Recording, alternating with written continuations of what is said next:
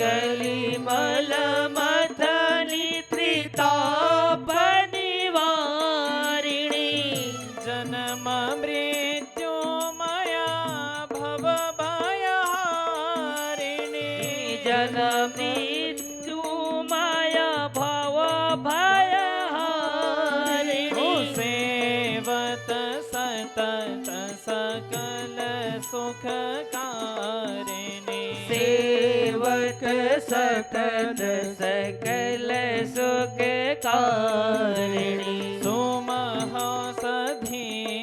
हरिचरित गान की सुमहौषधि हरि चरित गान की आरती अति पावन पुराण की आरती अति पावन पुराण की विषय विलास विमोह विनाशिनी विषय विलास विमोह विनाशिनी विमल विराग विवेक प्रकाशिनी विमल विराग विवेक विकासिनी भगवत तत्व रहस्य प्रकाशिनी भागवत तत्व रहस्य प्रकाशिनी परम ज्योति परमात्म ज्ञान की परम ज्योति परमात्म ज्ञान की आरती अति पावन पुराण की आरती अति पावन पुराण की भगति भगति विज्ञान खान की धर्म भक्ति विज्ञान खान की आरती अति पावन पुराण की आरती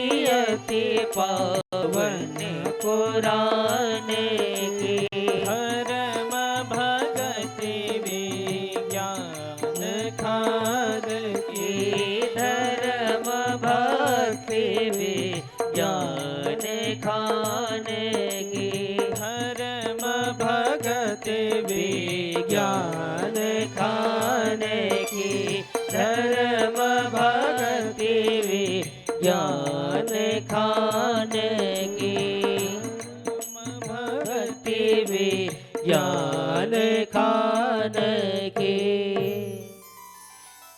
बोलिए भागवत भगवान की जय श्री राधा रानी की जय। हरि ओम जलेन शीतले कर्णम आत्मे पुष्पे देवादिवंदनम हरि ओम जगनेन जिगमय जंत देवास तानि धर्माणि प्रथमान्यासन्ना ते हनाकं महिमानः सचन्तजत्र पूर्वे साध्याः सन्ति देवाः। श्री पुराण पुरुषोत्तमाय नमो नमः। श्री राधारमणाय नमो नमः। चरणारविन्दं मंत्रद्वारेण मंत्रपुष्पांजलिं समर्पयामि। बोलिए भागवत भगवान की जय। श्री राधारमण भगवान की जय। श्री राधा रानी की जय। श्री व्यास जी महाराज की जय। श्री सुखदेव जी महाराज की जय। श्री राजा परीक्षित की जय। व्यास नारायण भगवान की जय। ग्राम की समस्त देवी देवताओं की जय। गौ माता की जय। भारत माता की जय। नमः पार्वते पतये हर हर हर महादेव शंभो। बोलिए कहाँ से विश्वनाथ भगवान की जय। राधे राधे राधे राधे राधे राधे। राधे राधे।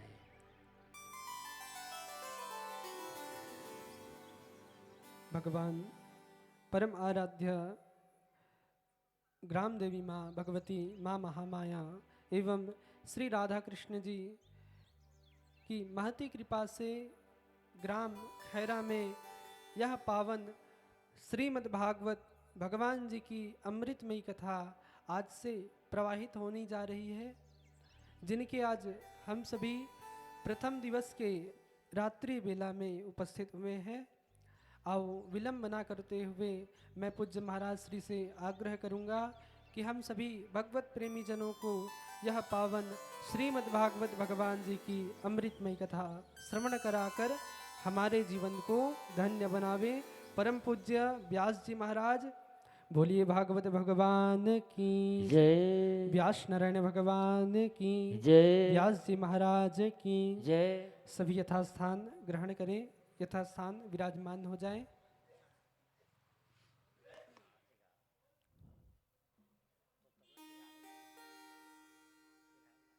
श्री राधे, श्री राधे।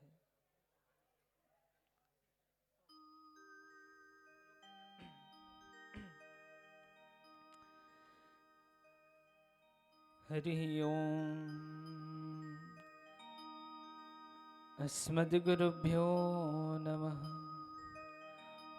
परमगुरुभ्यो नमः। परात्परगुरुभ्यो नमः। श्री परमेष्ठी गुरुभ्यो नमः।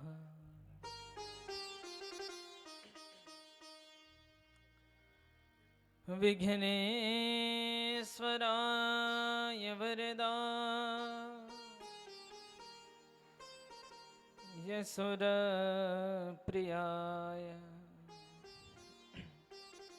लंबोदराय सकला जगद्दिताय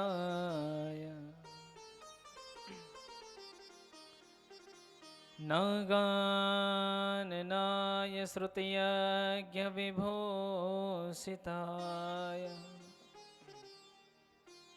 गौरीसुताय गणनाथ नमो नमस्ते।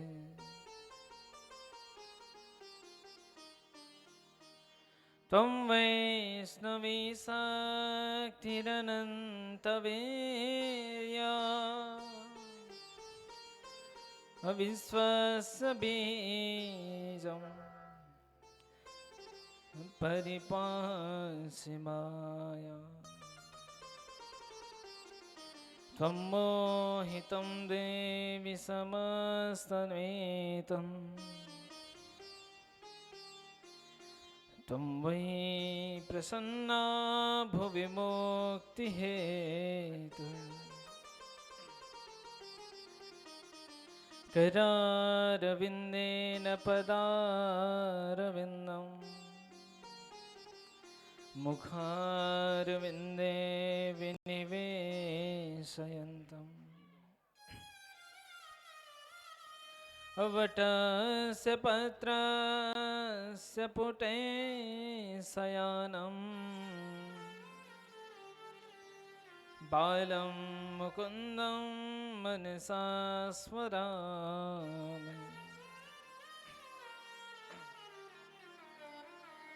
नारायणं नमस्कृत्य नरं चैव नरोत्तमं देवी सरस्वतीं व्यास ततो जयमुदीरयेत्।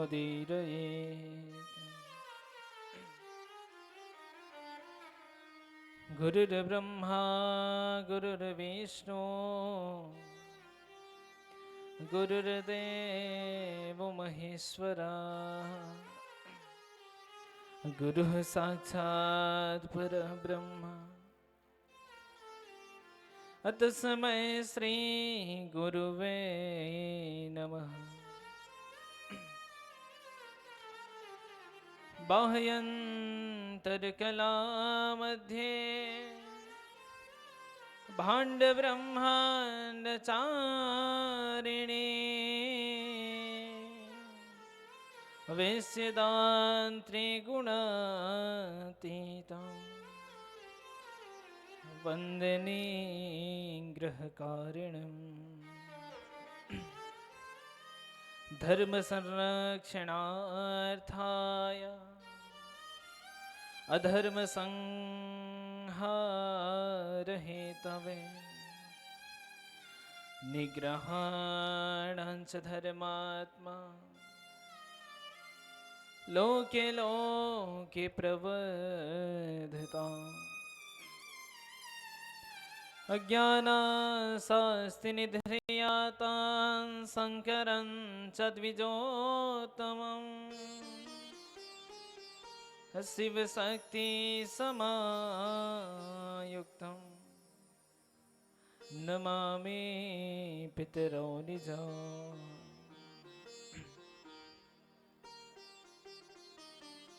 हरि ओं श्री हरिः शरणं मम बोले श्री वृंदावन बिहारी लाल की जय श्री राधा रमण भगवान की जय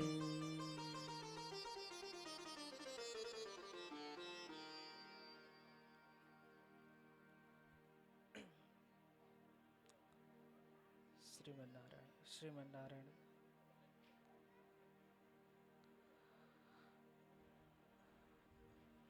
परम देवी माँ ग्राम देवी महामाया जी की एवं भगवान श्री सदाशिव जी की अनंत कृपा हम एवं आप सभी भक्तों पर जो कि आज आपके पावन ग्राम खैरा की धरा पर जो है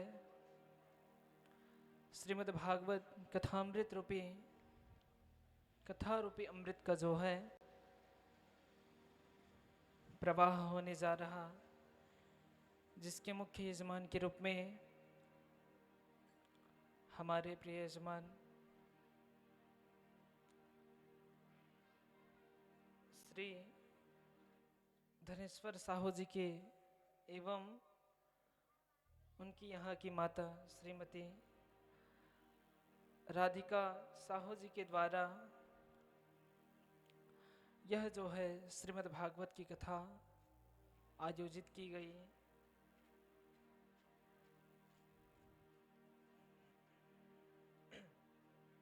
तो सबसे पहले हम आप सभी का बहुत बहुत धन्यवाद करना चाहेंगे। भगवान की बहुत ही अनंत कृपा आप लोगों के ऊपर बरसी है, जिनकी कृपा से आज आप एवं हम सभी मिल करके इस कथा रूपी अमृत का जो है रसास्वादन करने के लिए एकत्र हुए हैं। आइए इस अमृतमय कथा में जो है प्रवेश करने से पूर्व भगवान जी की कुछ नामों का संकीर्तन करें, क्योंकि आज समय भी बहुत विलंब हो चुकी है। तो आज की कथा जो है संक्षेप में लिया जाएगा। तो आइए सभी भक्तजन मिलकर के इस पावन अमृतमय कथा में प्रवेश करने से पूर्व श्री राधे नाम संकीर्तन करें, तत्पश्चात फिर आगे की कथा में प्रवेश करें। प्रेम से बोले श्री वृंदावन बिहारी लाल की जय जय श्री राधे जय जय श्री राधे जय जय श्री राधे।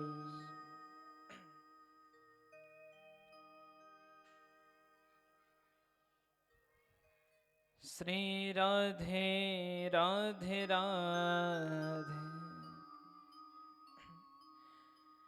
गोविंद राधे राधे राधे राधे गोविंद राधे गोविंद राधे गोपाल राधे गोविंद राधे गोपाल राधे। तो सभी बोलेंगे राधे राधे राधे गोविंद राधे राधे राधे राधे गोविंद राधे राधे राधे राधे गोविंद राधे राधे राधे राधे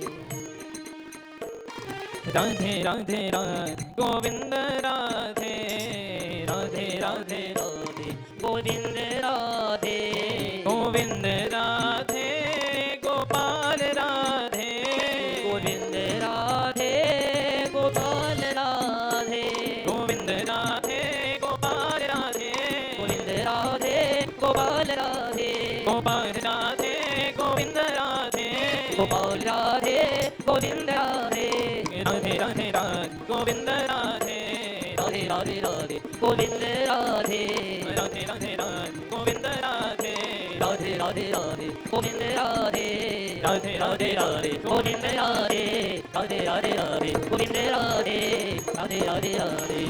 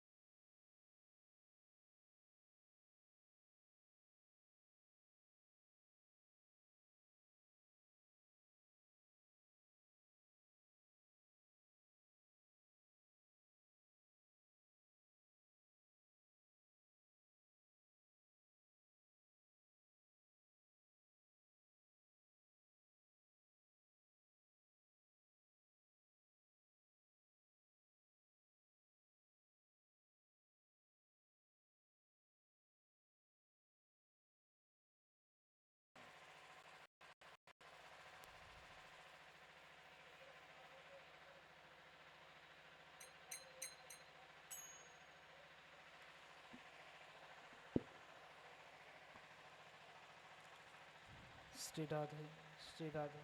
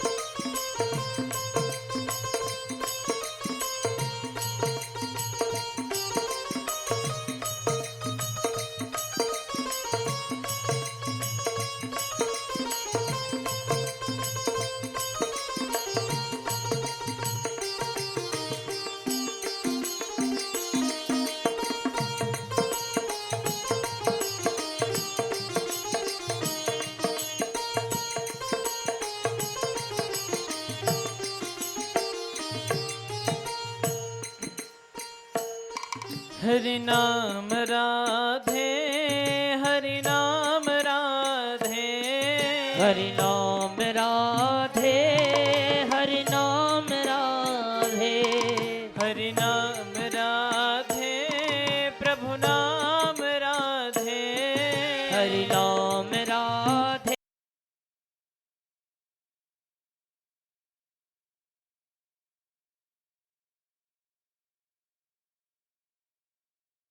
गोपाल राधे, गोविंद राधे, गोपाल राधे, गोविंद राधे, गोविंद राधे, गोपाल राधे, बोलो राधे राधे राधे, गोविंद राधे, राधे राधे राधे, गोविंद राधे, राधे राधे राधे, गोविंद राधे, राधे राधे राधे, गोविंद राधे, राधे राधे राधे, गोविंद राधे, राधे राधे राधे, गोविंद राधे, राधे राधे राधे, गोविंद राधे, राधे राधे राधे,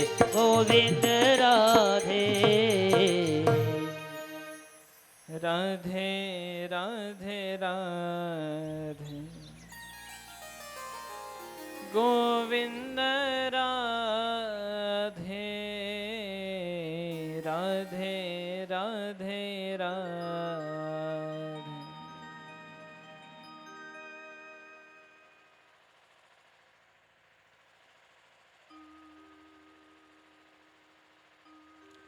कृष्णं नारायणं वन्दे, कृष्णं वन्दे व्रजप्रियं, कृष्णं द्वैपायनं वन्दे, कृष्णं वन्दे प्रीतासुतम्।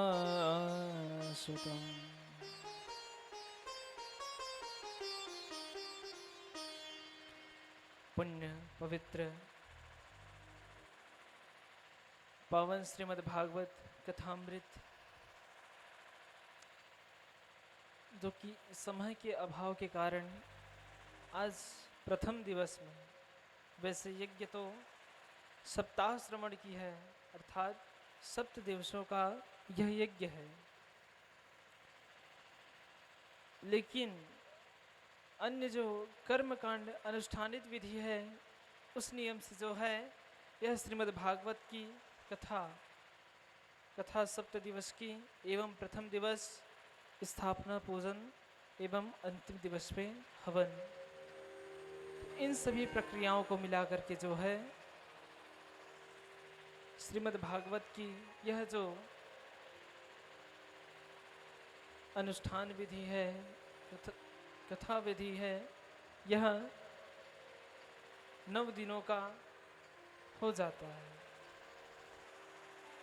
तो आज की कथा में आज की कथा का केवल इतना ही सार है कि आज की कथा में जो है हम यह सप्त दिवसों की कथा जो श्रवण करने वाले हैं, तो सप्त दिवसों की कथा में जो है हम किस प्रकार से कथा श्रवण करेंगे और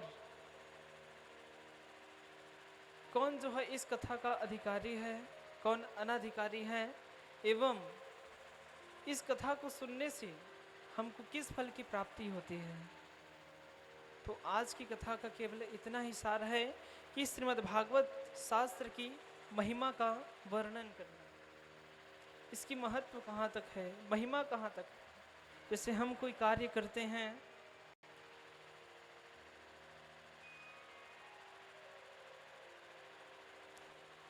जैसे हम भोजन बना रहे हैं, तो हम भोजन क्यों बनाते हैं, उससे जो है हमको इतना ही लाभ है कि उसको जो है हमारी जो भूख है वह मिटा सकती है।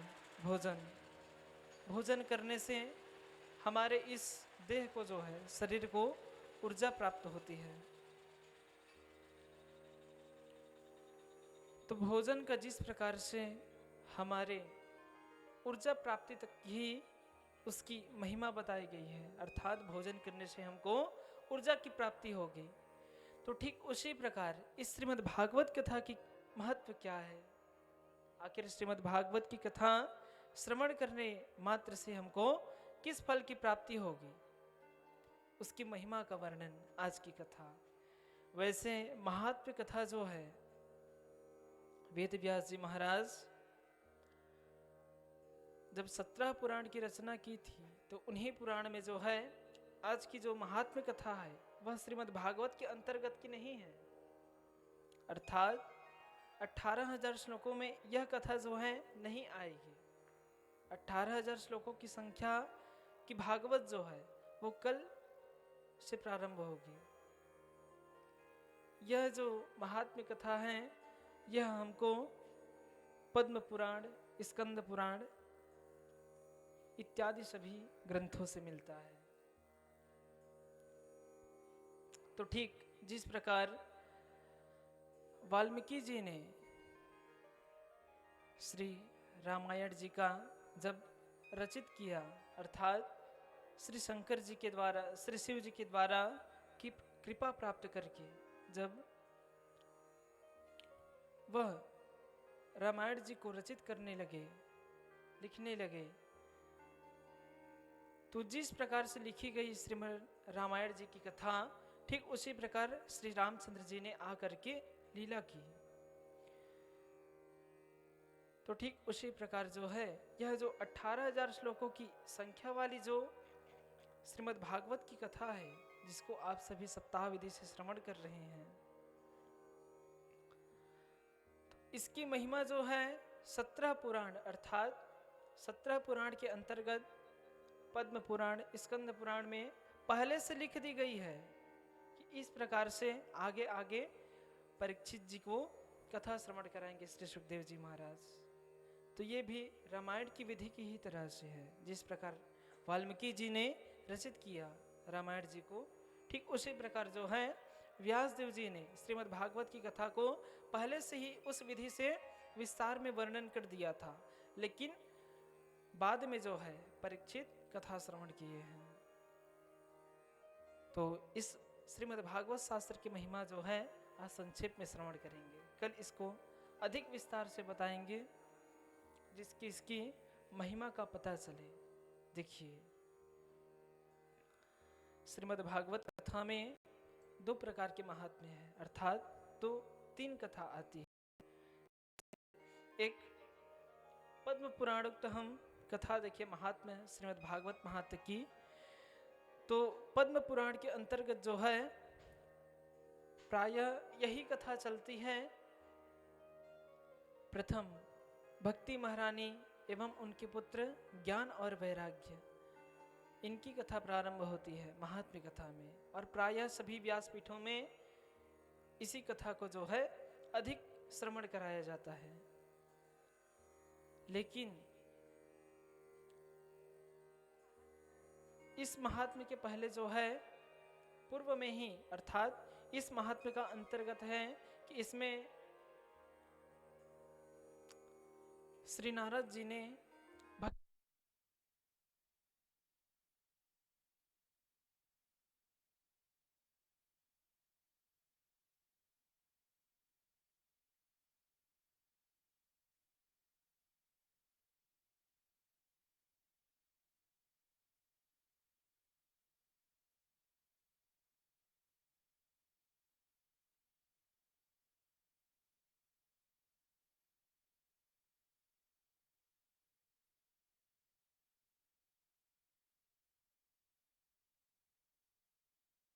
आसीना अभिवाद्य महामतिं कथामृतरसास्वाद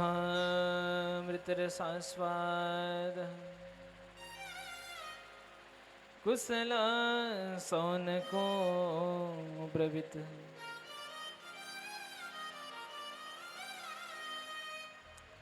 पद्म पुराण के अंतर्गत यह कथा आती है कि नैमिषेश्वतमासीनम अर्थात नैमिषारण्य तीर्थ पर सौनक 88,000 ऋषि मुनि जो हैं विराजमान रहते हैं। एक सत्र लगा हुआ होता है वहाँ पर।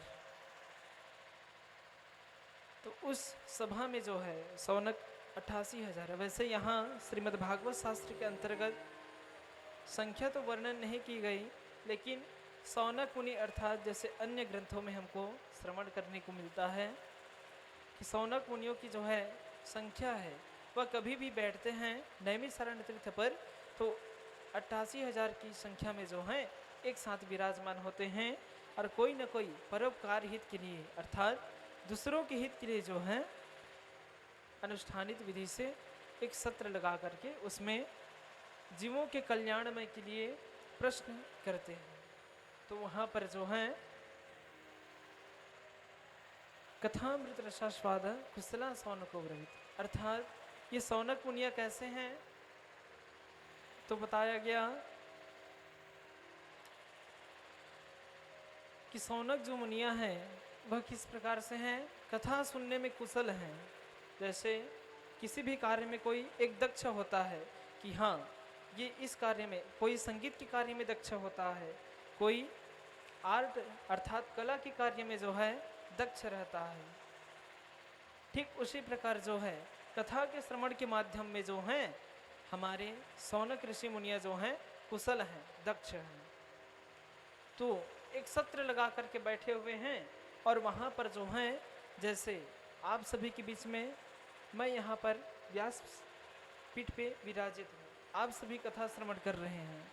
तो ठीक उसी प्रकार जो है नैमिषारण्य तीर्थ पर सौनक 88,000 ऋषि मुनि जो हैं श्रोता के रूप में विराजमान हैं और ऊंचे आसन पर जो है श्री सुत जी महाराज जी को विराजित किए हैं और कहते हैं सौनक मुनिया श्री सुत जी से कि अज्ञानध्वांत विध्वंस कोटि सूर्य सम प्रभा सुतख्या ही कथा सारम मम कर्ण रसायनम। सौनक मुनिया जो हैं श्री सुत जी को हाथ जोड़ करके आग्रह करते हैं कि हे सुत जी अज्ञान अध्वांत विध्वंस अर्थात आपका ज्ञान जो है हमारे अज्ञान रूपी अंधकार का नष्ट करने के लिए करोड़ों सूर्य के समान है। सोचिए एक सूर्य भी नहीं कहा गया, श्री सुत जी को कोटि सूर्य अर्थात हमारे इस भौतिक संसार में तो है, भौतिक संसार में एक सूर्य जो है समस्त अंधकार को नष्ट कर देता है। तो सुत जी को करोड़ों सूर्य करके पुकारा गया कि कोटि सूर्य समप्रभा, आपका ज्ञान जो है करोड़ों सूर्य के समान है जो कि हमारे अज्ञान रूपी अंधकार का नाश करने में समर्थ है।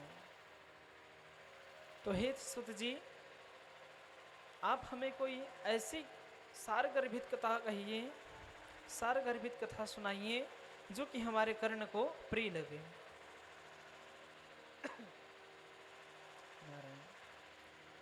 तो इस प्रकार से आग्रह किए हैं और साथ में यह भी पूछे हैं, क्या पूछे कि भक्ति ज्ञान विराग आप तो विवेको वर्धते महान अर्थात जिसके श्रवण से जो है भक्ति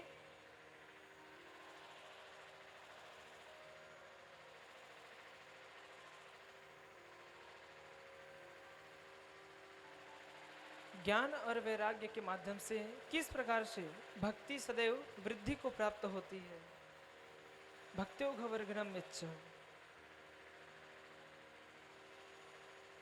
और माया मोहन रासस्य वैष्णवे प्रियते कथम अर्थात जो समस्त माया के बंधनों से जो है हमारी मति को हर ले अर्थात जो हमारी मति है वह इस संसार में लगा हुआ है तो उसको हर ले, ऐसी कोई सारगर्भित कथा कहिए क्योंकि यह घोरे कलो प्रायो जीवत शास्त्रताम गता है। इस घोर कलयुग में जो है प्रायः जीवों की जो प्रवृत्ति है वह दैवी प्रवृत्ति से होकर के आसुरी प्रवृत्ति में लग्न हो गई है। कलयुग का प्रभाव इतना है कि धर्म के कार्य को छोड़ करके जो है व्यक्ति अधर्म के कार्य में लगा रहता है, और अधर्म कार्य करने से जो है क्लेशाक्रांत तस्यैव शोधने किम परायणम, अर्थात सदैव क्लेश से बाधित रहता है, अनेक प्रकार से दुखों से ग्रसित है। तो उस जीव की जो है शुद्धि किस प्रकार से होगी, वह भगवान की प्राप्ति किस प्रकार से कर पाएगा। और कहा गया कि श्रेयसाम यद भवत् श्रेयः पावनानं च पावनम्, जो सबसे श्रेष्ठ साधन हो, शाश्वत साधन, अर्थात ये नहीं कि हाँ इससे काम नहीं तो ये कथा से काम बन जाएगा, ऐसा नहीं। आप एक निश्चित साधन बताइए और जो कि पावन करने वालों में भी पावन हो। श्रेयसाम यद भवत् श्रेयः पावनानं च पावनम्, कृष्ण प्राप्ति कर्म शाश्वत साधनम तद्बुदाधु, अर्थात जो भगवान श्री कृष्ण जी की प्राप्ति करा दे, ऐसी कोई कथा कही। और कहते हैं कि चिंतामणिरे लोक सुखम असुरद्रो स्वर्ग संपदा प्रयच्छति गुरुः प्रीतो वैकुंठम योगी दुर्लभम। चिंतामणि जो है केवल हमको लौकिक सुख को दे सकता है। चिंता नाम की मणि हमारे समस्त मनोकामनाओं को पूर्ण कर सकता है, हमें स्वर्गीय संपदा दे सकता है, लेकिन प्रयच्छति गुरुः प्रीतो वैकुंठम योगी दुर्लभम, आप जैसे योगी जन जो हैं, जो योगियों के लिए भी दुर्लभ है, ऐसे परम धाम श्री वैकुंठ की प्राप्ति करा देते हैं, श्री हरि की प्राप्ति करा देते हैं। इसलिए सभी ऋषि मुनिया जो है बैठे हैं और श्री सुत जी से इस प्रकार से आग्रह किए हैं। तब श्री सुत जी महाराज कहते हैं कि प्रति सौनक चित्ते ते हतो वच में विचार्य च सर्व सिद्धांत निष्पन्नम संसार भयनाशनम। सौनक ऋषि मुनियों को बहुत धन्यवाद देते हैं और कहते हैं श्री सुत जी महाराज कि सुनो सनकादि ऋषियों, आपके मन में भगवान की प्रति प्रीति है, इसलिए मैं जो है आपके प्रश्नों का अवश्य ही उत्तर दूंगा, और इस प्रकार से उत्तर दूंगा कि जो समस्त ग्रंथों का, समस्त वेदों का, समस्त अन्य संहिताओं का जो सबका सार है, सर्व सिद्धांत निष्पन्नम संसार भयनाशनम, जो सभी सिद्धांत का जो है एकमात्र निष्पन्न है, सार है, और जो कि इस भव रूपी, अर्थात भव अर्थात सागर, समुद्र को भी भव कहते हैं, तो उस सागर से जो है, इस समुद्र रूपी सागर से हमारे जो भय हैं, हमारे अंदर भय व्याप्त है, उसका नाश करने में सक्षम है। तो इस प्रकार से जो है श्री सुत जी महाराज कहते हैं, और आगे कहते हैं कि काल व्याल मुखाग्रास त्रास निर्णास हेतवे श्रीमद् भागवतम शास्त्रम कलौ किरेण भाषितम, कि पूर्व में ही जो काल रूपी सर्प के मुख का ग्रास बनने का जो दुख है, उसके निवारण हेतु पूर्व काल में ही श्री सुखदेव जी के द्वारा पावन श्रीमद् भागवत रूपी शास्त्र का वर्णन कर दिया गया, अर्थात प्रवचन कर दिया गया है श्री सुखदेव जी के द्वारा। जो कि पूर्व काल में जब राजा परीक्षित को जो है यह अमृत रूपी श्रीमद् भागवत की कथा जब श्रवण कराई जा रही थी, तब समस्त देवगण जो है अमृत का कलश लेकर के आते हैं। क्यों लेकर के आते हैं कि देवगण जो है अदला बदले के भाव से, अर्थात इस अमृत को जो है राजा परीक्षित को पिला दीजिए, क्योंकि तक्षक नाग के डसने से ही केवल बचना है राजा परीक्षित को, इसलिए उसको अमृत का दान दिया जाए, और श्रीमद् भागवत रूपी यह शास्त्र है वह हम सभी देवगणों को दान दे दिया जाए। तो इस प्रकार से अदला बदली की भावना से जो है अभक्त होकर के श्री सुखदेव जी के पास में आए। तब जो है श्री सुखदेव जी महाराज कहते हैं कि क्व क्वथा क्व क्वचालोके क्व क्वाचा क्व मणिर्महान् ब्रह्मरातो विचारवेवं तदा देवांचः सः। कहाँ सुधा, कहाँ कथा, कहाँ कांच और कहाँ मणि। मणि के साथ हम कांच की तुलना नहीं कर सकते हैं। कांच कितना भी श्रेष्ठ क्यों ना हो जाए, कांच जो है मणि की समानता नहीं कर सकता, मणि के समान नहीं बन सकता। तो ठीक उसी प्रकार जो है श्री सुखदेव जी महाराज देवगणों को कहते हैं कि कहाँ यह अमृत रूपी श्रीमद् भागवत की कथा और कहाँ यह कलश में भरा हुआ यह कांच के समान जो है अमृत, तो इसकी अदला बदली नहीं हो सकती। इसलिए देवगणों को जो है अभक्त जान करके वहाँ से उनकी हंसी उड़ा करके वापस कर दिया गया। अभक्त जान करके श्रीमद् भागवत की कथा को दान नहीं किया गया, अर्थात श्रीमद् भागवत की कथा अधिकारी व्यक्ति को ही दान में दी जाती है।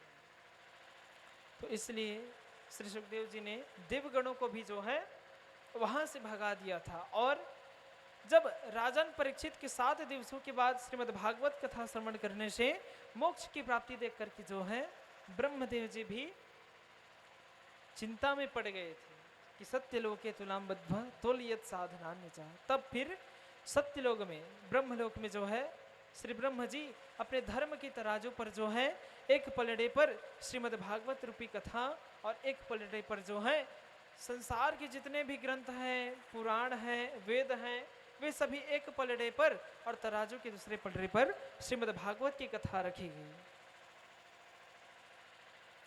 तो श्रीमद् भागवत की कथा जो है उसकी पलड़ी जो है भारी पड़ी, क्योंकि इसके महत्व अधिक है। तो इस प्रकार जो है श्रीमद् भागवत की कथा का महत्व बताया गया। और जो है आगे इस कथानक महत्व की कथा में प्रथम कथा आती है कि श्री सुत जी महाराज कहते हैं सौनक ऋषियों को कि सुनिए इस श्रीमद् भागवत शास्त्र की महत्व क्या है। और महत्व के अंतर्गत कथा कहते हैं, क्या कथा कहते हैं कि अत्र ते कीर्तयिष्यामि भक्तियुक्तं कथानकं सुखेन मम यत् प्रोक्तं रहस्यं विचार्य च। कि एकदा हि विशालायां चत्वारः ऋषयो मला सत्संगार्थं समादातं ददृशस्तत्र नारदम्। प्रथम कथा आती है कि एकदा ही विशालायाम, अर्थात एक विशाला पुरी नाम की नगरी है जहां पर श्री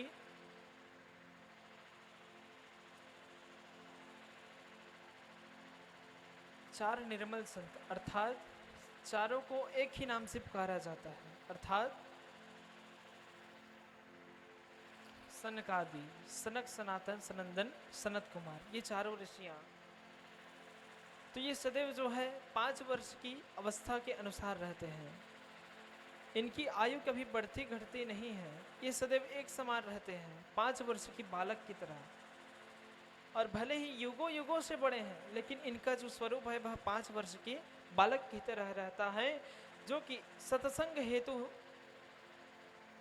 चत्वारः ऋषियो मला विशालायाम, अर्थात विशालापुरी में ये 4 निर्मल संत जो हैं सत्संग हेतु पधारते हैं। तो वहां पर देखते हैं कि वहां पर नारद जी महाराज जो है संपूर्ण पृथ्वी धरा को एवं समस्त लोगों को विचरण करते हुए आ रहे हैं और उनका मुख जो है मलिन हो रहा है, उदास है। तो वहीं पर नारद जी को देख करके सनकादि ऋषियां जो हैं पूछते हैं, क्या पूछते हैं कि कथम ब्रह्मादिन मुख कृतस्चिंता तिरो भवा त्वरितं गम्यते कुत्र कुतसागमनम तव। अर्थात हे ब्रह्मन, आपका मुख जो है मलिन क्यों हो रहा है, उदास क्यों है आपका मुख, इसका कारण बताइए। और कहते हैं कि आप कहाँ जा रहे हैं तथा कहाँ से आ रहे हैं। यह सभी बात आप हमें बताइए, क्योंकि आप जैसे परम संत के मुख में जो है आपकी यह मलिनता अच्छी शोभित नहीं होती, क्योंकि आप ठीक उस पुरुष के समान जान पड़ रहे हैं। अभी आपके मुख को देख करके ऐसा लग रहा है जैसे किसी पुरुष का जो है संपूर्ण धन जो है लुट गया है, संपूर्ण संपत्ति लुट गई है। ठीक उसी प्रकार जो है नारद जी का मुख आज उसी तरह उदास है। तो इस प्रकार से तो नारद जी महाराज कहते हैं कि अहम तो पृथ्वी या तो ज्ञात्वा सर्वोत्तमामिति पुष्करम च प्रयागम च काशीम गोदावरी तथा हरि क्षेत्रम कुरुक्षेत्रम श्रीरंगम सेतुबंधनम एवमादिषु तीर्थेषु भ्रममाण इतस्ततः। कि इस समय जो है संपूर्ण लोकों में अर्थात जितने भी लोग हैं तो उन संपूर्ण धरा में जो है इस पृथ्वी लोक को उत्तम जान करके ज्ञात्वा सर्वोत्तमामिति अर्थात सबसे उत्तम इस पृथ्वी लोक को जान करके जो है नारद जी महाराज समस्त लोगों को विचरण करते हुए इस पृथ्वी की धरा पर आए। और यहाँ पर जो है हरि क्षेत्रम कुरुक्षेत्रम श्रीरंग सेतु बंधनम इत्यादि सभी तीर्थों को जो है भ्रमण करते करते हुए आ रहे हैं। और कहाँ पहुँचे हैं कि ना पश्यम कुत्रचिच्छरमा मनः संतोषकारकं कलीना धर्म मित्रेण धरेयं बद्धिता धुना। तो यह जो कलयुग का प्रभाव है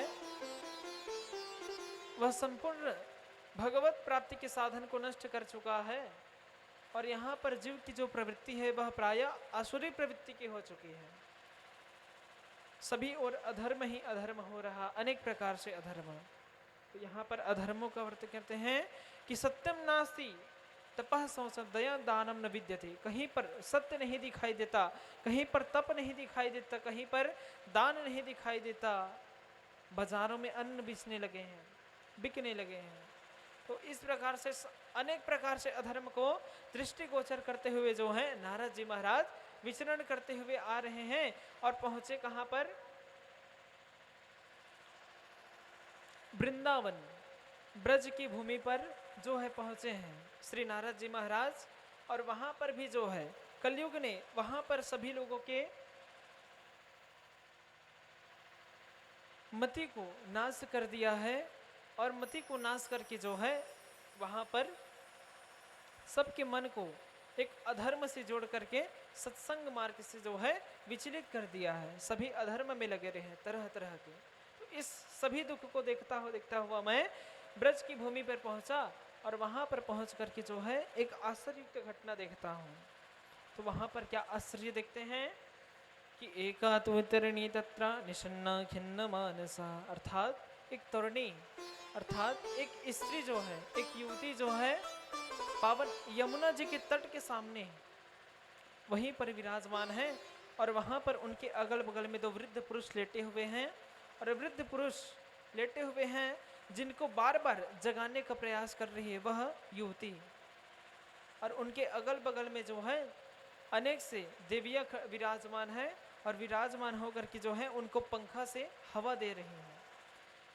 तो इस प्रकार आश्चर्ययुक्त घटना को देख करके जो है मैं उनके थोड़े समीप गया।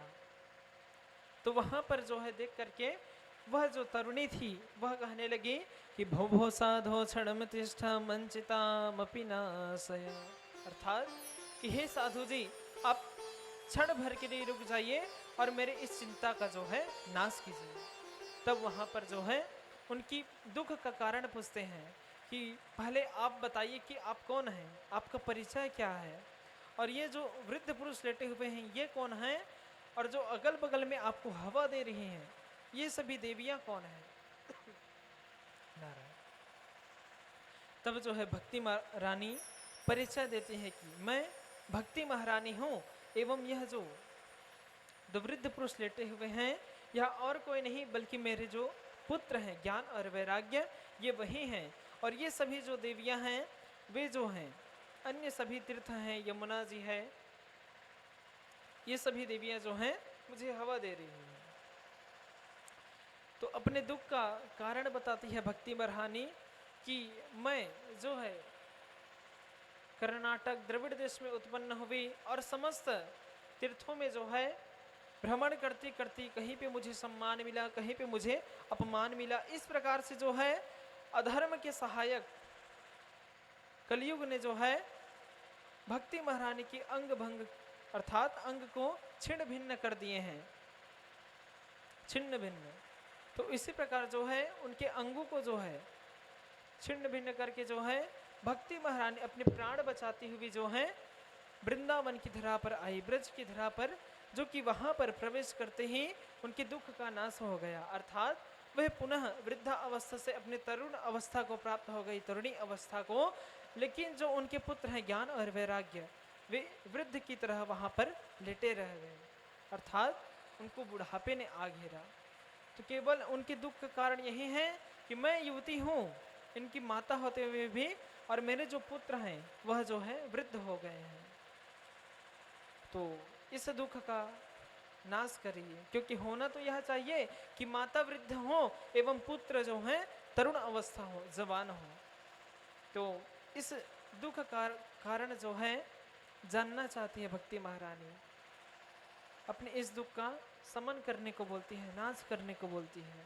तब जो है नारद जी महाराज अनेक प्रकार से भक्ति महारानी जी को सांत्वना देते हैं और फिर श्री भक्ति महारानी जी को कहती हैं कि आपको एक इतने सी चिंता के लिए आपको इतना विशाल चिंता नहीं करना चाहिए, इतने सी बात के लिए आप अपने आप को खिन्न मत करिए, अपने मन को खिन्न मत करिए। तो इस प्रकार से जो है वहाँ पर श्री नारद जी के द्वारा बताया जाता है। कथा संक्षेप में ले रहे हैं समय के अभाव के कारण। तो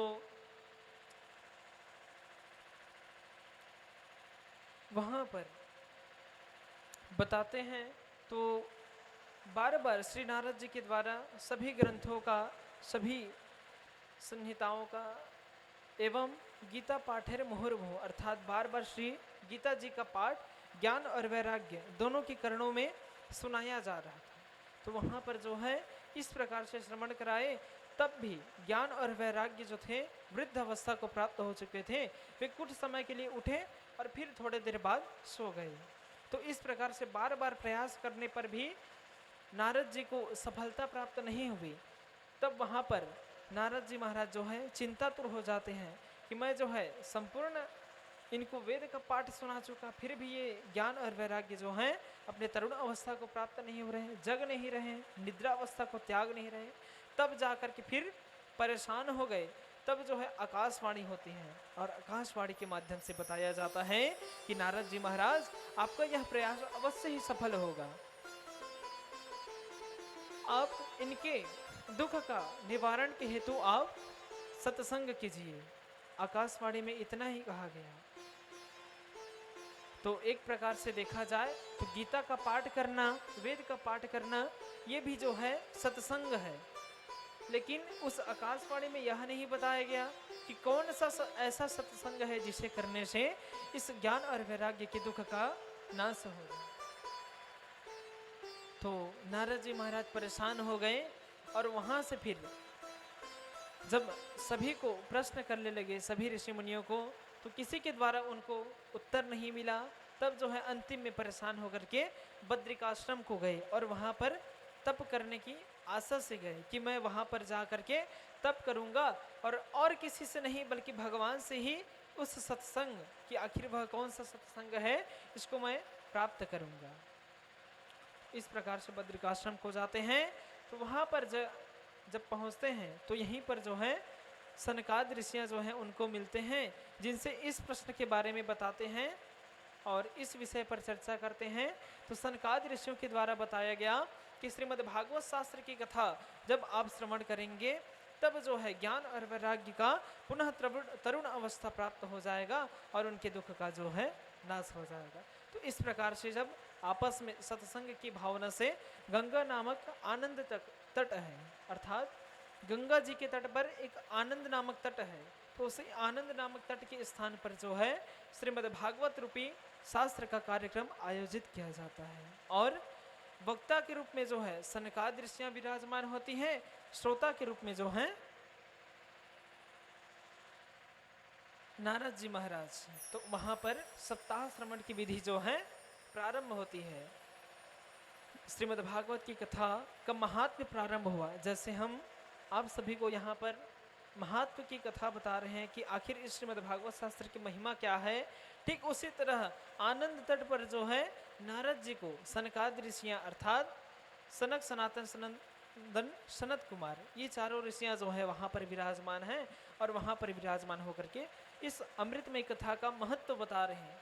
जब महात्म्य की कथा प्रारंभ होती है कि इसकी महिमा का वर्णन करते हैं, तभी वहाँ पर एक आश्चर्ययुक्त घटना घटती है कि इस श्रीमद् भागवत के महत्व को केवल श्रवण करने मात्र से एक आश्चर्ययुक्त घटना घटी कि वहाँ पर भक्ति महारानी जो है अपने दोनों पुत्र ज्ञान और वैराग्य को लेकर के वहाँ पर सभी संतों के बीच में जो है विराजमान होते हैं। और यह आश्चर्य को देख करके सभी आश्चर्य में पड़ जाते हैं कि सभी तरफ तो आने के लिए रास्ता बंद है, तो यह जो भक्ति और ज्ञान वैराग्य है ये कहाँ से प्रकट हो गई। और भक्ति महारानी जी के मुख में जो है श्री भगवान श्री हरि जी के संकीर्तन है। क्या कि श्री कृष्ण गोविंद हरे मुरारे नाथेति नामानि मुहुर् वदन्ति।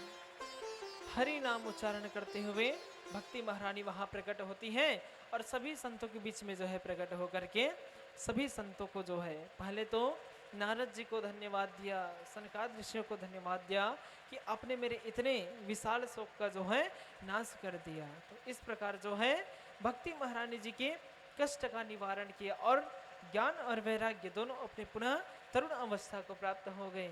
इस प्रकार से भक्ति महारानी के दुख का श्रीमद् भागवत की कथा के महत्व श्रवण करने मात्र से जो है ज्ञान और वैराग्य अपने तरुण अवस्था को प्राप्त हुए। तो इस प्रकार नारद जी महाराज उनके दुख का नाश करते हैं। और आगे फिर जो है नारद जी महाराज एक और प्रश्न करते हैं कि या श्रीमद् भागवत कथा श्रवण मात्र से ज्ञान और वैराग्य का ही इनके दुख का नाश होगा, या फिर इससे और किस किस प्रकार से जो है दुख हैं जो कि नाश हो जाते हैं और किस किस प्रकार से जो है पाप हैं वो श्रीमद् भागवत की कथा को श्रवण करने से नष्ट हो जाते हैं। तो इस प्रकार से जो है पुनः प्रश्न किया गया। तब जो है यहाँ पर एक आत्मदेव नाम के ब्राह्मण की कथा श्रवण कराई गई कि एक आत्मदेव नाम का ब्राह्मण रहता था जिसका कोई पुत्र नहीं था। उनकी एक पत्नी थी जिनकी नाम थी धुंधली। तो उनका कोई पुत्र नहीं होने के कारण वह दुखों के कारण दुख से ग्रस्त होकर के अपने प्राण आत्महत्या करने के लिए जा रहा था। आत्मदेव का नाम का वह ब्राह्मण। तो रास्ते में जाते जाते वन की ओर उनको एक सुंदर सरोवर दिखा जिसको देखने मात्र से उनको प्यास लगने लगी और वहाँ पर जो है प्यास के कारण अपने प्यास बुझाने के लिए उस निर्मल जल को, शांत जल को जो है सरोवर के जल को पान किए और वहाँ पर एक वृक्ष के समीप बैठ गए, वृक्ष के नीचे बैठ गए। तो वहाँ पर एक साधु जन आते हैं, एक साधु जी संत जी वहाँ पर आगमन होता है और वहाँ पर आगमन होकर के जब देखते हैं, जब वे भी जल का पान कर लेते हैं तो वहाँ पर उस संत के द्वारा पूछा जाता है कि हे ब्राह्मण देव, आप इतने मलिन क्यों हो रहे हैं, अर्थात आप इतने दुखित क्यों हो रहे हैं, अपने दुख का कारण बताइए। तब जाकर के आत्मदेव नाम का ब्राह्मण उनके चरणों में गिर जाता है कि आप मुझे कैसे भी करके एक पुत्र की प्राप्ति करा दीजिए, नहीं तो मैं आपके चरणों में जो है अपना प्राण त्याग दूंगा। इस प्रकार से जो है आत्मदेव नाम का ब्राह्मण अपने दुखों से ग्रसित होकर के प्रार्थना करने लगता है। और अगर आप कोई साधन नहीं बताएंगे तो मैं जो है आपके ही चरणों में अपने प्राण को जो है त्याग दूंगा। आत्मदेव नाम का ब्राह्मण इस प्रकार से आग्रह करने लगा। अब तो संत जी जो हैं बड़े ही चिंता में पड़ गए। क्यों? क्योंकि अगर मैं इसको पुत्र की प्राप्ति नहीं करा देता तो अगर ये मेरे चरणों में सर पटक कर आखिर मर भी गया तो मुझे ब्रह्म हत्या का दोष लग जाएगा, ब्रह्म हत्या का दोष लग जाएगा ब्राह्मण की हत्या से। इस चिंता से जो है वह संत जी जो हैं उन पर कृपा करके एक सुंदर फल देते हैं और कहते हैं कि ब्राह्मण देव, आप अगर इस फल को जो है अपनी पत्नी को पावन कराएंगे, जब आपकी पत्नी इसे ग्रहण करेंगी, तब वह जो है आपके गृह में जो है सुंदर एक ज्ञानवान गुणवान पुत्र का जन्म होगा। इस प्रकार से फल को लेकर के आत्मदेव नाम का ब्राह्मण प्रसन्नता से अपने गृह की ओर गया और वहां पर जाकर के अपनी पत्नी धुंधली से उस फल को दे दिया। अब धुंधली जो है परेशान हो गई कि इस फल को मैं कैसे पाऊं, अगर पा लेती हूं तो कहीं गर्भावस्था को धारण कर लूं तो मेरे घर के कार्य का कौन करेगी। अगर मान के चलो घर के कार्य करने के लिए मेरी जो ननद है, अगर वो घर पे आ जाए और अगर मेरे नए नए आभूषण हैं, गहने हैं, तो एक विदाई के रूप में उनको देना पड़ जाएगा, भेंट करना पड़ जाएगा। इस प्रकार से जो है धुंधली अनेक प्रकार से चिंता करती रही। तो उस फल को वहीं पर रख दिया। तो वहीं पर जो है 1-2 दिवस बाद उनकी बहन का आगमन होती है, अर्थात उनकी बहन उनके गृह में आती है और अपने बहन को चिंता में देख करके तब फिर दोनों में वार्तालाप होती है कि दोनों में एक सलाह बनती है कि मेरे तो 3-3, 4-4 पुत्र हैं, तो आपके पास धन अधिक है और हमारे पास पुत्र अधिक है, तो आप एक काम करिए, यह जो फल है उसे किसी गौ को खिला दीजिए या किसी जीव जंतु को खिला दीजिए। और मैं अभी गर्भावस्था को धारण कर चुकी हूँ, तो मेरा जो पुत्र होगा, मेरी जो पुत्र होगे, उसको आप रख लेना और उसके बदले में हमारे पति देव को कुछ द्रव्य धन दे देना। इससे जो है आपको पुत्र की प्राप्ति हो जाएगी और हमारे पास धन की कमी है तो हमको धन की प्राप्ति हो जाएगी। दोनों में सलाह बन गई और फिर धुंधली जो है अपने पति आत्मदेव से जो है निवेदन करती हैं कि मैं अपने पुत्र को जन्म दूंगी तो अपने बहन के घर में दूंगी। इस प्रकार से जो है अपने बहन के घर में चले जाते हैं धुंधली और 9 माह 10 माह 1 वर्ष तक जो है वहां पर रहती है। और 10 माह के बाद अब वह पुत्र प्राप्ति का नाटक करती है कि गर्भावस्था को धारण कर चुकी है। इस प्रकार से नाटक करती हैं और अंतिम में जब 10 माह पूर्ण हो जाते हैं तो पुनः अपने पति देव के यहाँ आते हैं, आत्मदेव के यहाँ। तो वहां पर आकर के जो है अपने बहन के पुत्र को धारण करती हैं कि यही जो है हमारा पुत्र है, इस पुत्र का जन्म हुआ है अपने पति को। अब आत्मदेव को तो यह सब चीज पता नहीं था। अब वे स्त्री मोह में फंस गए, उनकी बातों को सत्य मान लिए। तो आत्मदेव नाम का ब्राह्मण उस पुत्र के चली, कम से कम पुत्र की प्राप्ति हो गई। अब आत्मदेव प्रसन्न है क्योंकि उनको आधे से ज्यादा अधिक धन की खर्च कर चुके थे पुत्र प्राप्ति के लिए, लेकिन पुत्र प्राप्ति नहीं हो रही थी उनको। अब कहीं से पुत्र प्राप्ति हो गया। आत्मदेव जो है अत्यंत प्रसन्न हो गए। प्रसन्न होकर के फिर उनका नामकरण करते हैं। तो जो फल खिलाया गया था, जो संत के द्वारा फल दिया गया था, वे किसी अपने घर की गौ को खिला दिया गया था। तो गौ के गर्भ से जो है गोकर्ण नामक पुत्र जन्म लेते हैं, जिसके अन्य जो शरीर थे वह तो मनुष्यों की ही तरह, लेकिन जो उसके कान थे वह गौ के समान, इसलिए उनका नाम गोकर्ण। और जो यह धुंधली की बहन के द्वारा 2 पुत्र था, उसका नाम धुंधली स्वयं नामकरण करती है धुंधुकारी। इस प्रकार से दोनों का नामकरण हुआ। धुंधुकारी ति महाखला, अर्थात धुंधुकारी जो है महाखल हुआ, दुष्ट हुआ, अधर्म करते रहता। और जो है वहीं पर गोकर्ण जी परम ज्ञानी हुए, संतों की संगति करने वाले हुए। इस प्रकार जो है धीरे धीरे दोनों पुत्र बड़े होते हैं। अब बड़े होकर के जो है, पहले आत्मदेव पुत्र न होने के कारण दुखी था, लेकिन अब पुत्र प्राप्ति के होने जाने के बाद भी अब भी दुखी है। क्यों दुखी है? जो धुंधुकारी उनका पुत्र है वह महाखलु है, अर्थात बहुत पाप करने वाले हैं, अपने माता पिता को परेशान करने वाला, द्रव्य धन की याचना करने वाला। इस प्रकार जो है अब खूब दुष्ट संगति हुई। तो इस प्रकार से भयंकर दुख हुआ आत्मदेव को और पुनः प्राण त्यागने की योजना से जो है अपने घर से जाने लगे। तब उनके बड़े पुत्र अर्थात छोटे पुत्र गोपुत्र गोकर्ण जी के द्वारा उपदेश दिया जाता है कि पिताजी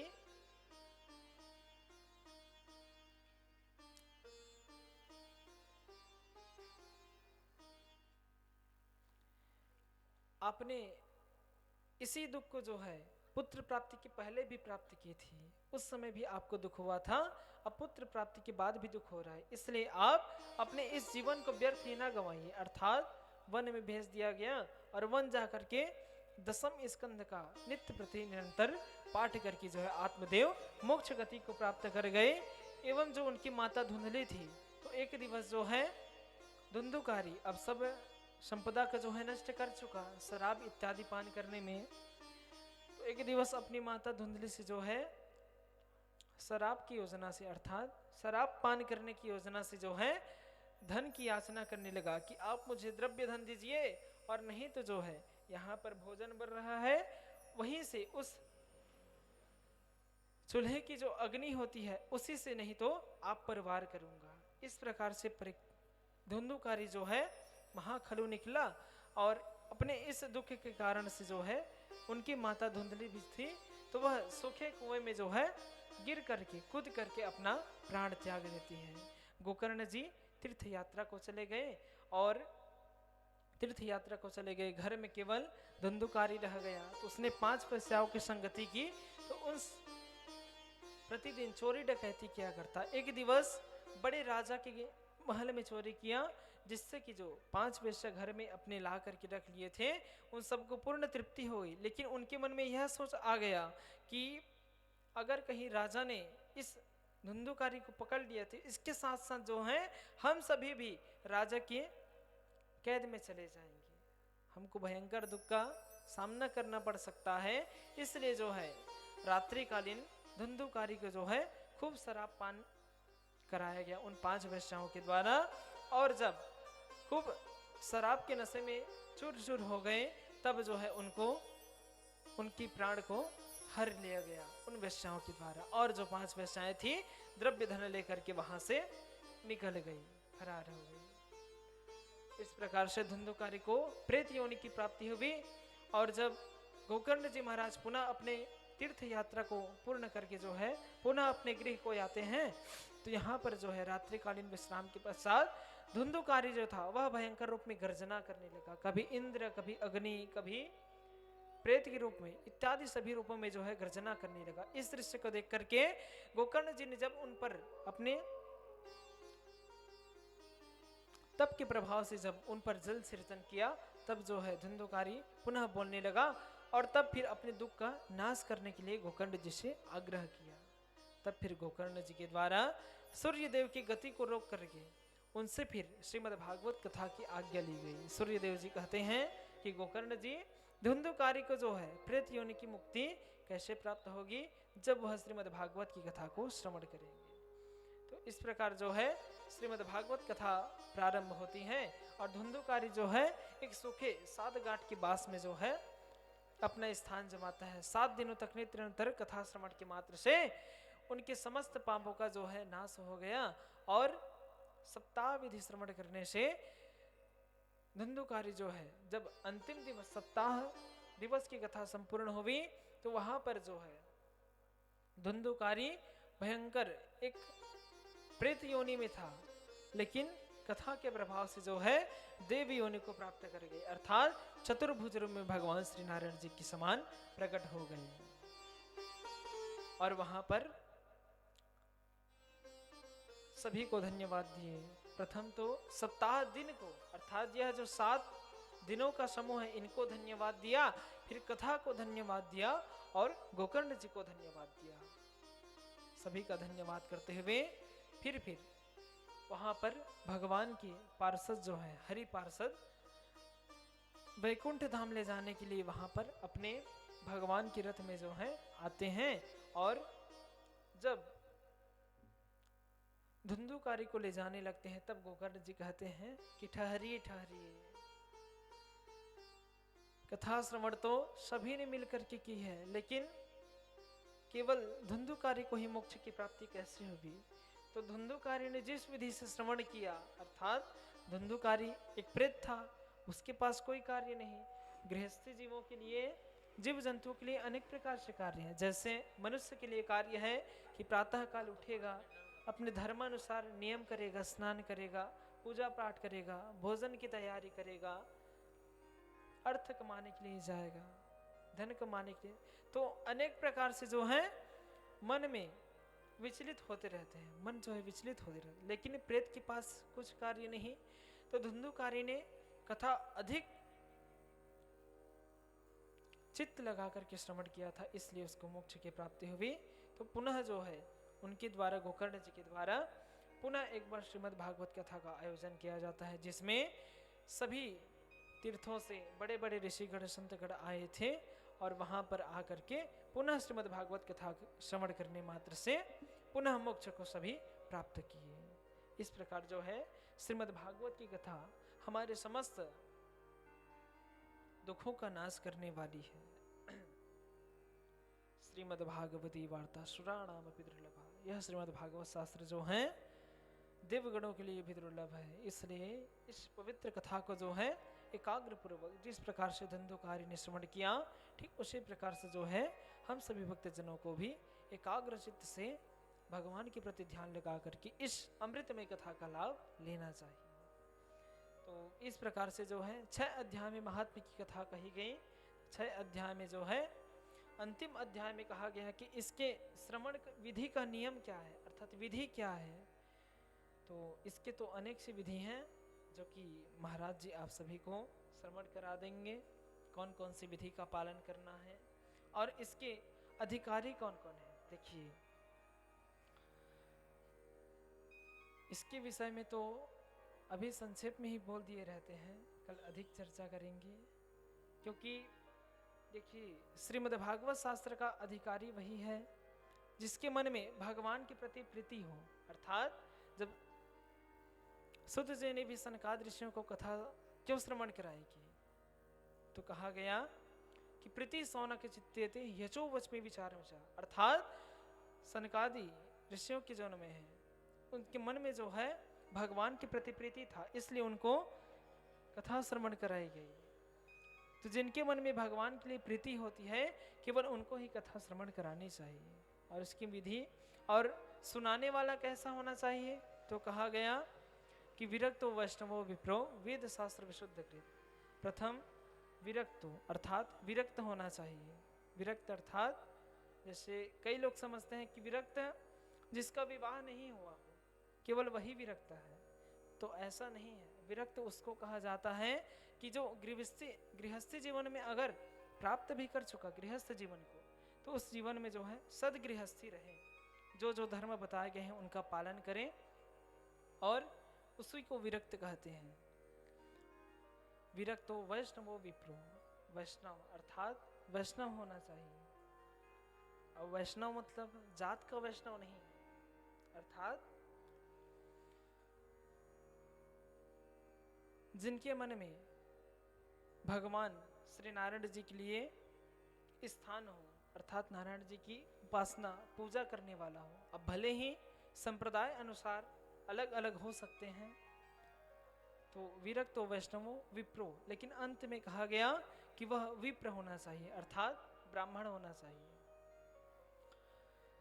तो श्रीमद् भागवत कथा कहने का अधिकारी ब्राह्मण ही है, अर्थात जब अन्य लोगों से आप कथा श्रवण करेंगे तो वो अधिकारी नहीं है। अर्थात जैसे श्रीमद् भागवत कथा ब्राह्मण सुना रहा है तो आपको जो है मोक्ष की प्राप्ति होगी, और वही जो है अन्य वर्ण का व्यक्ति आपको श्रवण करा रहा है तो उसको आप नरक की गति समझिए।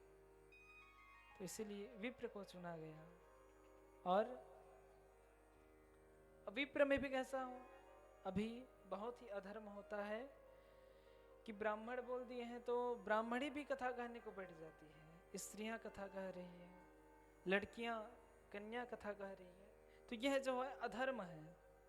जो फल ब्राह्मण के द्वारा श्रवण कराने से मिलता है उसका विपरीत फल जैसे ब्राह्मण जाति का है, लेकिन अगर कन्या है वह और श्रीमद् भागवत की कथा कर रही है तो उसके जो श्रोता हैं जो उस कन्या के द्वारा श्रीमद् भागवत कथा को श्रवण कर रहे हैं तो उनको मोक्ष की प्राप्ति नहीं होगी, उनको नरक की प्राप्ति होगी।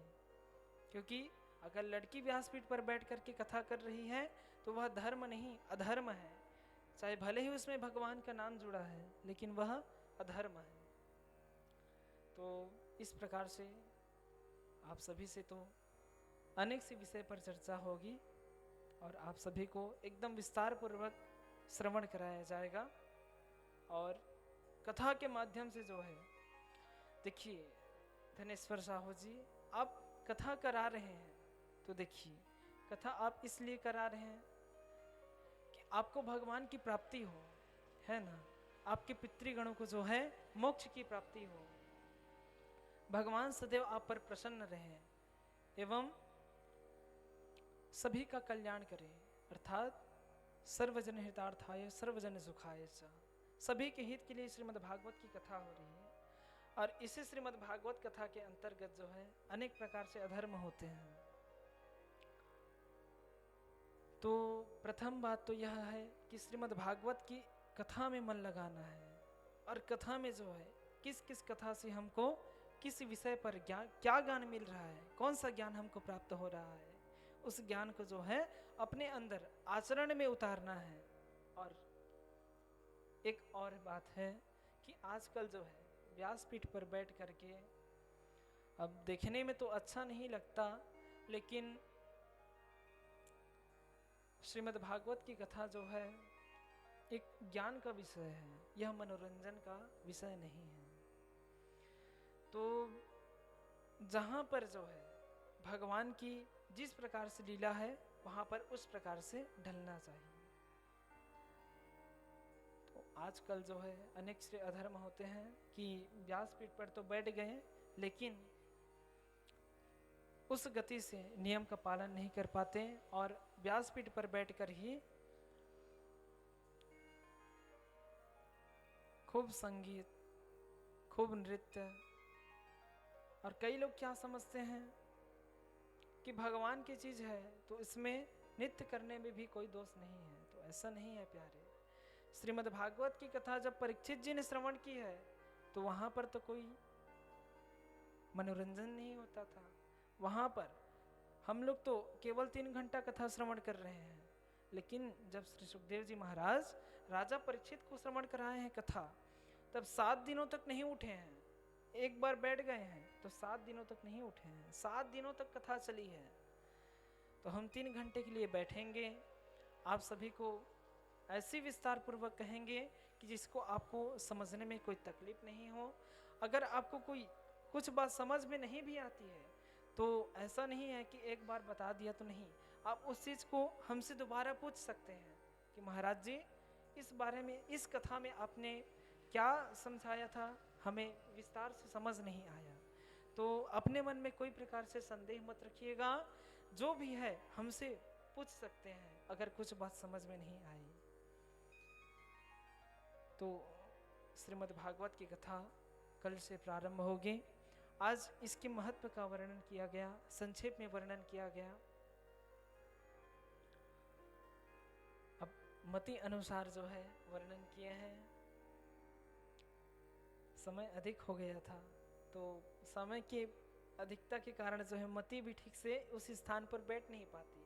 सोचे कुछ और थे कि इस प्रकार से कथा करेंगे, लेकिन हो कुछ और गया, समय के अभाव के कारण कथा संक्षेप में लिए हैं।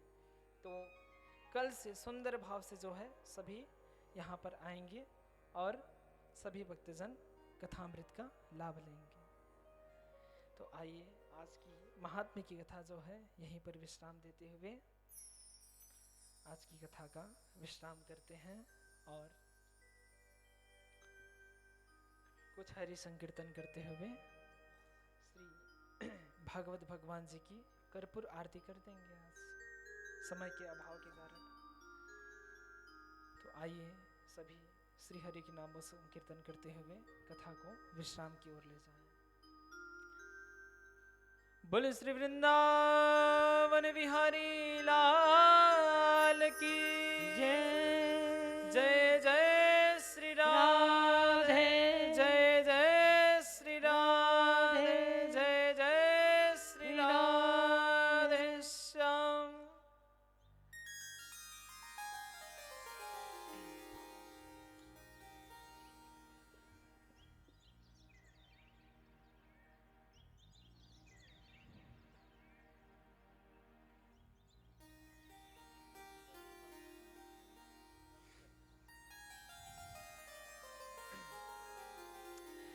कि गोपाल राधा कृष्ण गोविंद गोविंद, हे गोपाल राधा कृष्ण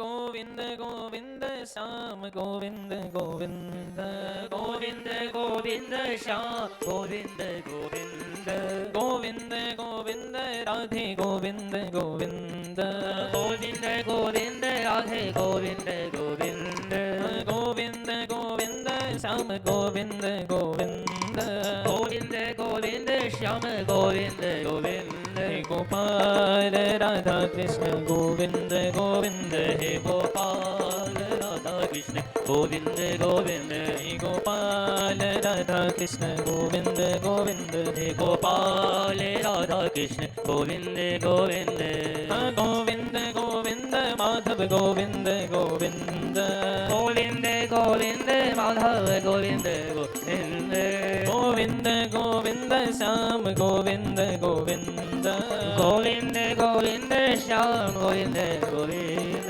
गोपाल राधा कृष्ण गोविंद गोविंद, गोपाल राधा कृष्ण गोविंद गोविंद गोपाल राधा कृष्ण गोविंद गोविंद, गोपाल राधा कृष्ण गोविंद गोविंद गोपाल राधा कृष्ण गोविंद गोविंद, गोपाल राधा कृष्ण गोविंद गोविंद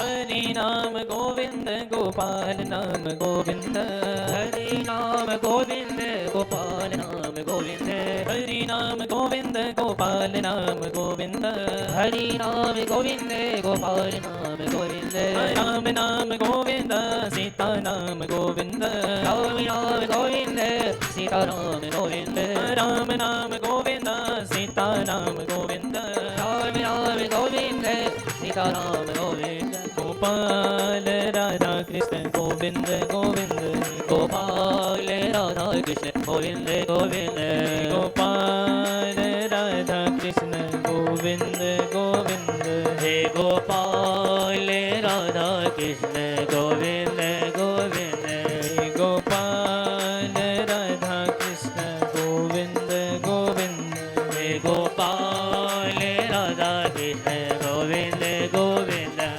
गोपाल राधा कृष्ण गोविंद गोविंद, हे गोपाल राधा कृष्ण गोविंद गोविंद गोपाल राधा कृष्ण गोविंद गोविंद, गोपाल राधा कृष्ण गोविंद गोविंद गोपाल राधा कृष्ण गोविंद गोविंद, गोपाल राधा कृष्ण गोविंद गोविंद बोल श्री वृंदावन बिहारी लाल की श्री वृंदावन।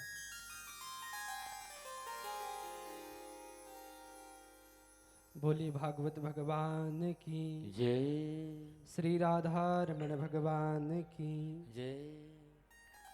आज कथा का विश्राम यही पर लिया जाता है। कल निर्धारित समय पर कथा समय 2 बजे से दोपहर 2 बजे से हरि इच्छा तक कल की कथा होगी। तो आओ सभी मिल करके श्री भागवत भगवान जी की पावन आरती करें। सभी यथास्थान खड़े हो जाएं आरती हेतु।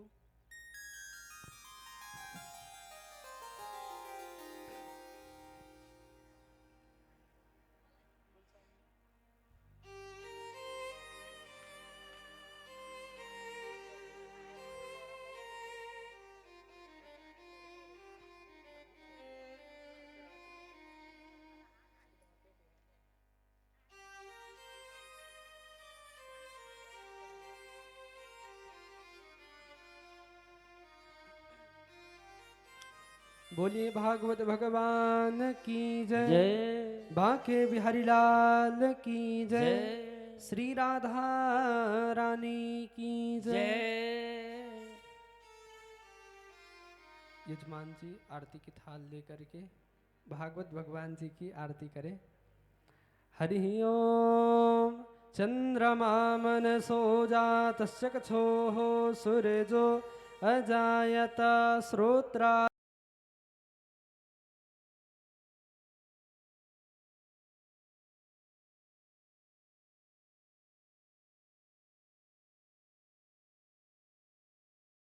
सारा संसार करेगा हाथ जोड़ के। श्यामा तेरी आरती कन्हैया तेरी आरती सारा संसार करेगा हाथ जोड़ के। ओ समझ की आरती नंद लाला आया हूँ माँ शरण तुम्हारी।